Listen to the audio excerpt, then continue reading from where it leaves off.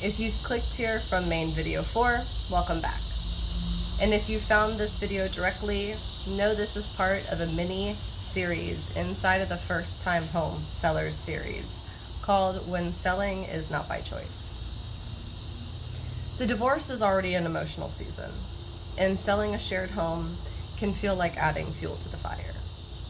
It's not just about the property, it's about memories, change, and sometimes conflict. My goal in this video is to give you clarity on what to expect, how to protect yourself, and how to move forward with as much peace as possible. The first step is clarity. Who actually owns the home on paper, and what agreements already exist? Even if only one spouse's name is on the title, in many states like Florida, the home may still be considered marital or homesteaded property. That means both spouses may have to sign, especially if you've lived there together for many years. And sometimes a divorce decree or a temporary court order will spell out whether the home must be sold, who gets to stay there while it's listed, and how the proceeds will be divided. If nothing like that exists yet, those conversations need to happen early. And here's a key decision point. Are you both selling the home? Or is one spouse planning to buy the other out?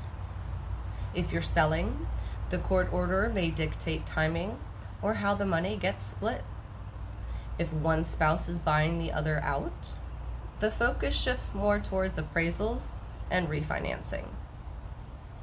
But if you're selling together, the next big question often is about the logistics. Who stays in the home, and how day-to-day life works until it's sold.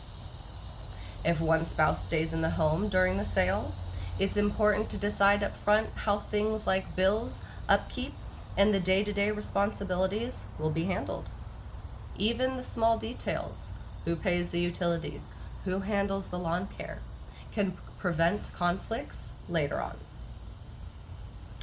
This naturally brings up another piece, family stability, especially if children are involved.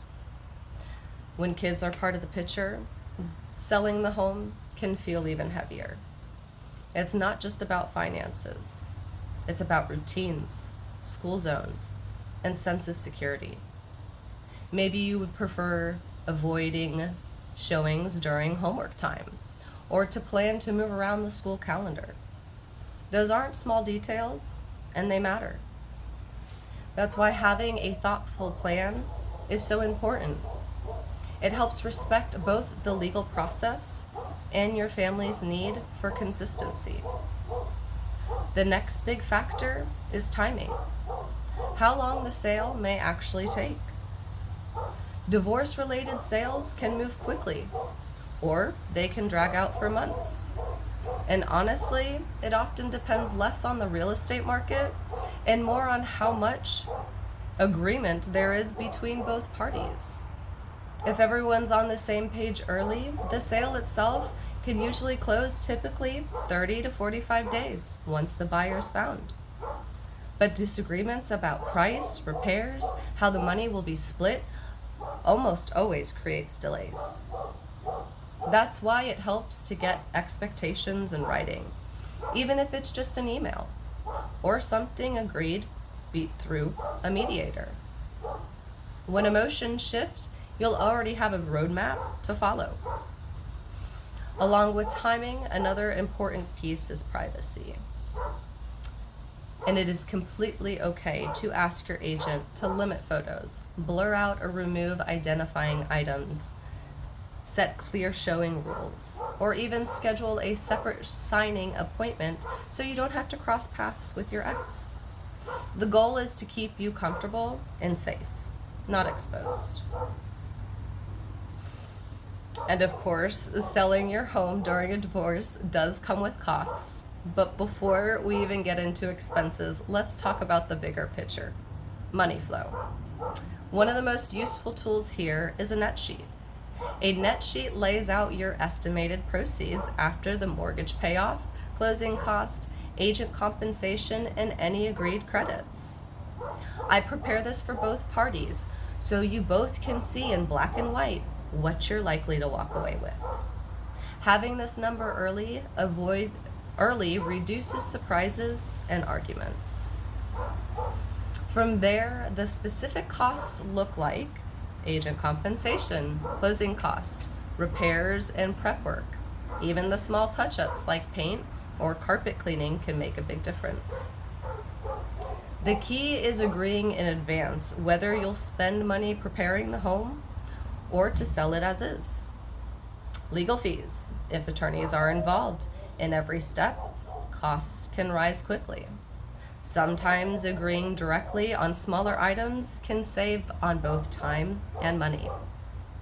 Carrying costs, if the home takes longer to sell, things like utilities, insurance, and property taxes will still need to be covered until closing. The more you plan these details up front and agree on how they'll be split, the fewer surprises you'll face later on. But here's the good news. You don't have to figure this all out alone. Ownership, agreements, timelines, costs, they can all feel overwhelming. But the right agent can step in as a neutral guide and keep things steady for both sides. If your situation is different, like selling after loss of a family member or under financial stress, those are covered in other videos in this mini-series. You'll find them linked here in the description. And if you only watch this one, don't miss our next main video, Video 5, where we answer a big question for many sellers. Should I sell my home or should I keep it as a rental? I'll see you in the next one.